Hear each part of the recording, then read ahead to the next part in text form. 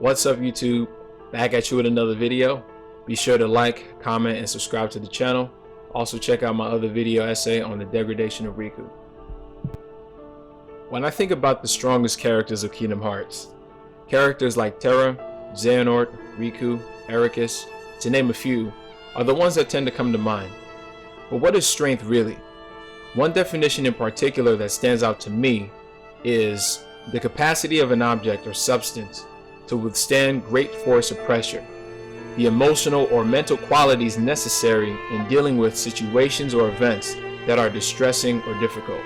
With that said, I believe that Aqua is the strongest character in the series. Truth be told, Aqua was a character that I had always overlooked. When I first played Birth by Sleep for the PSP, I dreaded having to play through her story because Terra was my favorite character for many different reasons, but I'll save that for another video. Initially, she struck me as a character that things came easy for her. She was deemed a Keyblade Master over Terra, she had little to no character flaws, and there was nothing about her that I could identify with. Whereas Ventus struggled with his fear of the inevitable, having to confront Ventus, being left behind, and the uncertainty of his past and the certainty of his future. Terra being manipulated by someone who claimed to have his best interest, and in the end, despite all his good intentions, he always caused more harm than good. With all that happening with the latter, I feel that Aqua's story took a back seat. As we all know now, that was because it wasn't Aqua's time to shine in that way just yet. By the end of Birth by Sleep, Aqua fought battles on numerous fronts. She fought Braig, Ventus, Terra, Xehanort, and despite her great effort, she couldn't save anyone, including herself. Ventus's heart was fractured, Terra's body became Xehanort's new vessel, and she was doomed to walk and fight through the realm of darkness alone. Ironically enough, Aqua's light shined brighter amidst the darkness. I believe this was a journey only she had the strength to overcome. None of the other Guardians of Light, in my opinion, could handle the desolation, the relentless danger, and the illusions on their own. Even Sora in Kingdom Hearts 2 embraced that fate only because Riku was there. I highly doubt that he would have had the same resolve had it been just him on the shores. I believe Aqua's strength stemmed from her intense faith. Faith in friendship, faith in her light, faith in herself as a bona fide Keyblade Master, and faith in a better tomorrow.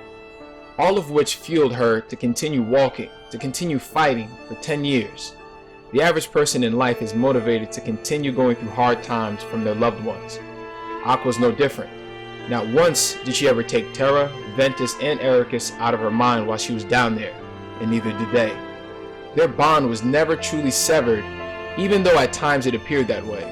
No matter how long the distance was, it seemed small in comparison to the kinship they shared. The realm of darkness is a place where one could most likely lose their light the longer they're there. Even Ansem the Wise somewhat lost his sense of self to a degree. Any other character would have suffered worse than he did, whereas Aqua only had moments of despair and questioning how long she's been there.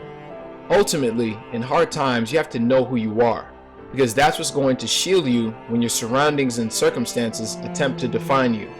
Perhaps earlier in her development, things would have been more morbid or grim.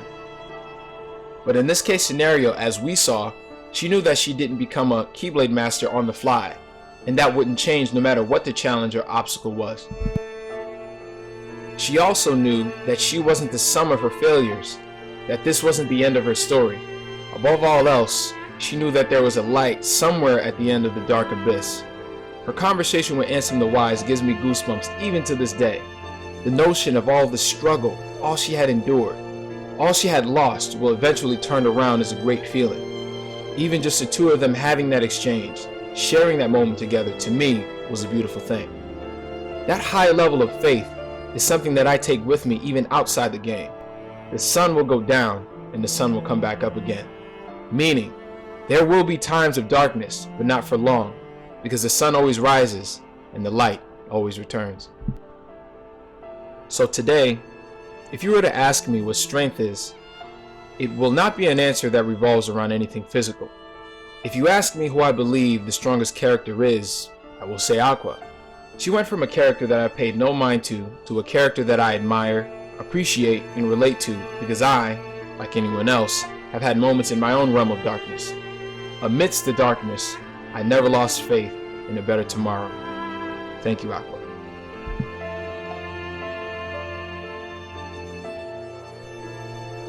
If you made it to the end of this video, thanks for watching. Again, be sure to like, comment, subscribe, and I'll see you on the next one. Peace.